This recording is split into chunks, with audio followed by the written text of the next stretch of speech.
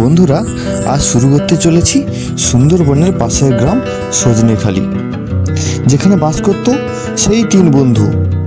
আর সেই তিন বন্ধু একের পর এক বাঘের পেটে যেতে লাগলো। খুবই রহস্যময় ঘটনা, তাই না? যা শুধু তোমাদের মনে নয়, সমস্ত সুন্দরবাসী মানুষদের মনেও একই প্রশ্ন জেগেছিল। তো চলুন, তারই পরবর্তী অংশের ঘটনা আজ তোমাদের শোনাতে চলেছি। সুন্দরবনের সত্য ঘটনা পার্ট 2।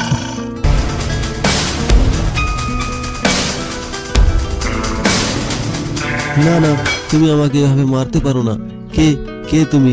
আমাদের এই তিনজনকে মারছো কেন? আমাকে তুমি ছেড়ে দাও, ছেড়ে দাও বলছি।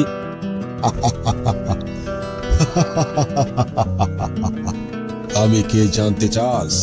আমিও তোদের মতো একসাথে তোদের সঙ্গে জঙ্গলে আসতাম, তোদেরই বন্ধু আমি। তারপর আমাকে জঙ্গলে ফেলে চলে গেছিস। আমি তখনই বাঘের মুখে পড়ে যাই। ভীষণ চিৎকার করার পরও তোরা আমাকে খুব সাহায্য করেছিস। তাহলে তাহলে তুই কি মলয় আমাদের একে একে সবাইকে এইভাবে মারছিস?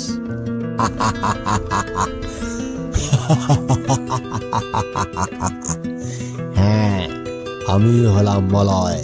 আমি সবাইকে মেরেছি, আর শুধু বাকি আছিস তুই। তোকেও মেরে ফেলবো, তাহলে আমার আত্মা শান্তি পাবে।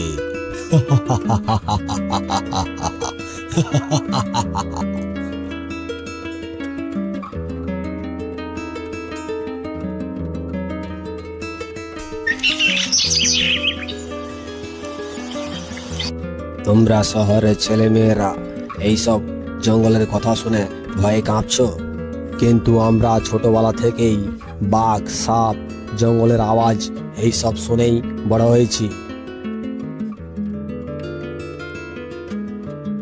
খুড়ো, আজ জঙ্গলে কখন যাবে?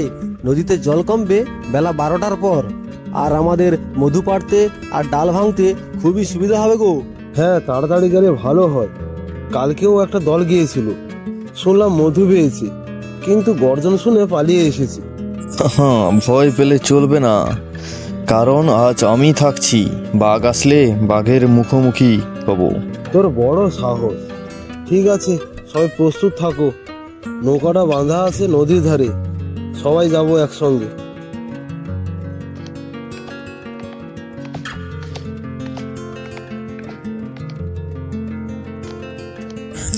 জানিস তো ধনু, আজকে যদি বাঘ ধরে তাহলে বাদল খুঁড়োকে বাঘের মুখে ঠেলে দিয়ে আমরা সবাই পালিয়ে আসবো।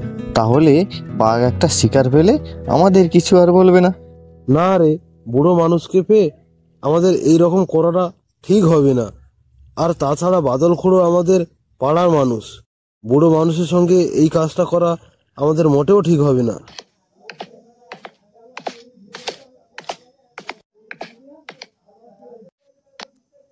সবাই সাবধানে থাকো, এই জায়গাটায় অনেক সময় বাঘ থাকে। এখন কেউ একা একা কোথাও যাবে না।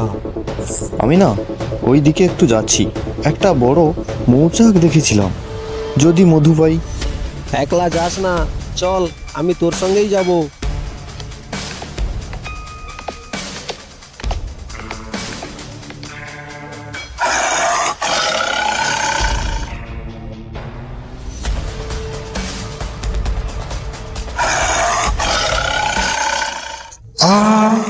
বাঘ বাঘ বাঘ, বাঁচাও, কে আছে? বাঘ, পালাও!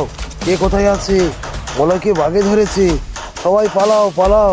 আমরা কিছু করতে পারবো না রে, দৌড়া, না হলে সবাই মারা পড়বি।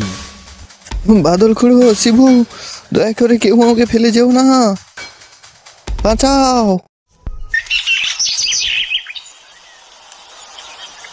মলয় বাঁচলো না গো, আমরাও কিছু করতে পারলাম না। কিন্তু খুড়ো, আমি রাতে ঘুমোতে পারি না। বারবার মলয়ের চিন্তা, ওর চিৎকার আমার কানে ভেসে উঠছে, বাঁচাও বাঁচাও বলে। আমারও তাই লাগে।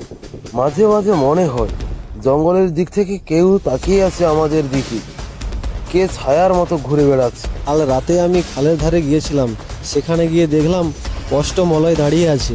হ্যাঁ রে, বেচারার অনেক বাঁচার ইচ্ছে ছিল, কিন্তু আমরা তাকে ছেড়ে চলে এলাম রে।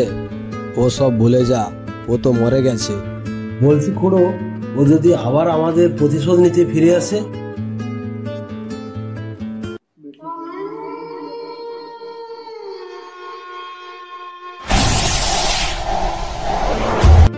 মালতী, এই মালতী, তুমি কি আমায় ভুলে গেলে নাকি?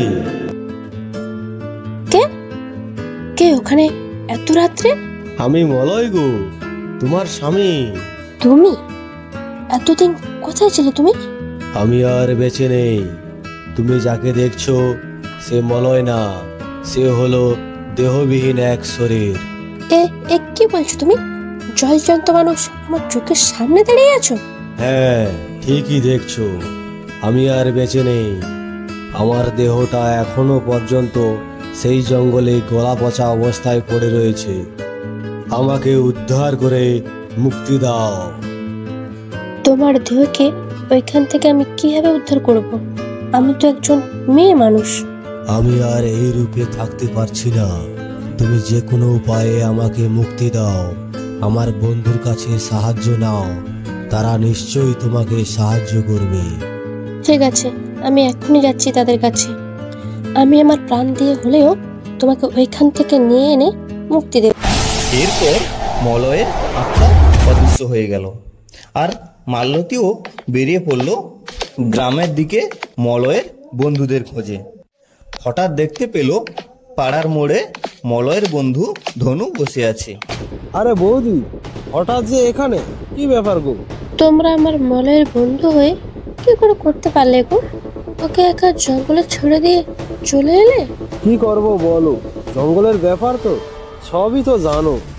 বলকে হঠাৎ করে টেনে নিয়ে গেল জঙ্গলে। আমরা অনেক চেষ্টা করলাম কিন্তু আর খুঁজেই পেলাম না। সবই আমার পোড়া কপাল। কিন্তু যদি শেষবারের মতো ওর একটু মুখখানা দেখতে পেতাম। তোমরা দাও না গো জঙ্গল থেকে এনে। পারবো না গো বৌদি, আমার যে কয়েকদিন ধরে শরীরটা খুবই খারাপ যাচ্ছে। তুমি বরঞ্চ এক কাজ করো, ব্যাপারটা শিবুকে গিয়ে বলো। ও যদি কিছু করতে পারে তো করবে।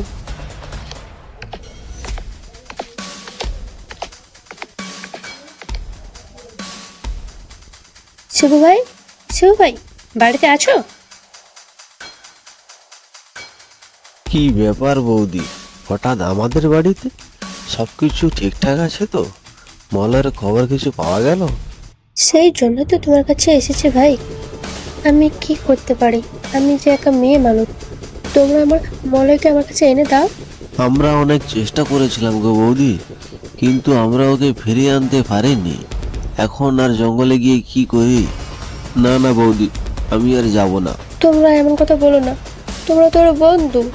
আর দয়া করে ওকে এনে দাও না গো। পাগলের মতো কেন আর এই রকম বলছো? আমি বাবা ওখানে আর যেতে পারবো না। তাছাড়া আমার স্ত্রীকে নিয়ে আজকে একটু শ্বশুর বাড়ি যাব। অনেকদিন ধরে যাওয়া হয়নি, স্ত্রী বায়নাও করছে। তোমরা সবাই সুখে রয়েছো, শুধু আমাদের কথাই ভাবলে না তোমরা।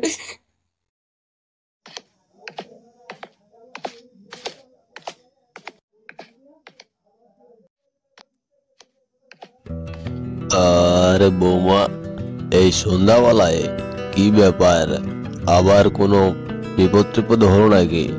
না গো বাদল কাকা, আর কোনো বিপদ হয়নি। শুধু তোমরা আমার মলয়কে এনে দাও। শিবু, ধনু এরা কেউ আমার কথা শুনেনি। তা হলো, আমি বৃদ্ধ মানুষ, কি আর করি বলো?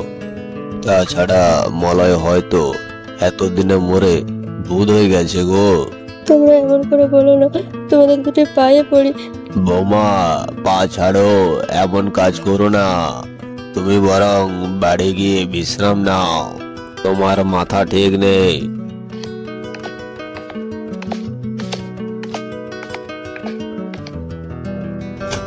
আমি তোমাকে ফিরিয়ে আনতে পারলাম না গো, আমাকে তুমি ক্ষমা করো।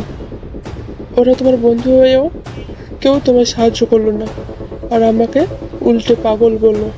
আমিও বাঁচতে চাই না, আর আমিও আসছি তোমার কাছে।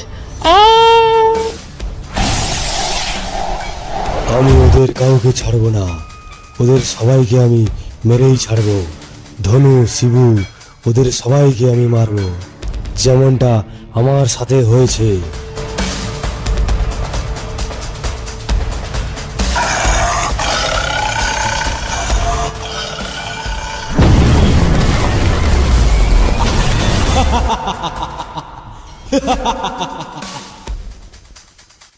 এখন বুঝতে পারলি আমার সঙ্গে কি হয়েছিল? এবার তোর পালা।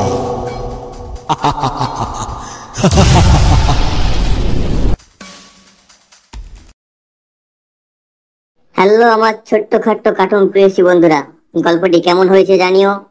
এখনো যারা এর ফার্স্ট পার্টটি দেখোনি, ডিসক্রিপশনে লিংক দেওয়া থাকবে, অবশ্যই গিয়ে দেখে এসো। আশা করি ভালো লাগবে। এর পরের ভিডিও কেমনটা দরকার সেটাও কমেন্ট করে জানিয়ে দেবে।